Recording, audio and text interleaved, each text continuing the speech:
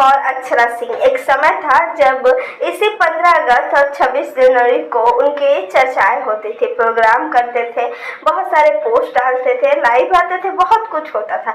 लेकिन इस बार पवन सिंह का कहीं नामो निशान नहीं है। इस बार पूरे सोशल मीडिया पे जिसने कब्जा किया है वो है अक्षरा सिंह और ज्योति सिंह। ज्योति सिंह और अक्षरा सिंह की ये वीडियोस भी काफ़ी ज़्यादा वायरल हो रही है। वैसे भी अक्षरा सिंह अपनी फिल्म रुद्र शक्ति की काफ़ी ज़्यादा प्रमोशन कर रही हैं। उसी बीच उन्होंने 15 अगस्त के मौके पे बहुत सारी वीडियो और फोटो भी शेयर की। दूसरी तरफ ज्योति सिंह ने तो बहुत बड़े बड़े कार्यक्रम में भाग भी लिया है। सोशल मीडिया पे उनकी चर्चाएं भी हो रही है। तो कहीं ना कहीं इस बार थोड़े फीके पड़ गए पवन सिंह, ज्योति सिंह और अक्षरा सिंह के सामने। वैसे आपने 15 अगस्त को क्या क्या किया कमेंट्स में जरूर बताइएगा, और आपको ये वीडियोस कैसे लगते हैं कमेंट्स में बताना बिल्कुल ना भूलिएगा। सोशल मीडिया पे बहुत सारी चीजें होती हैं और उसमें से एक ये भी है।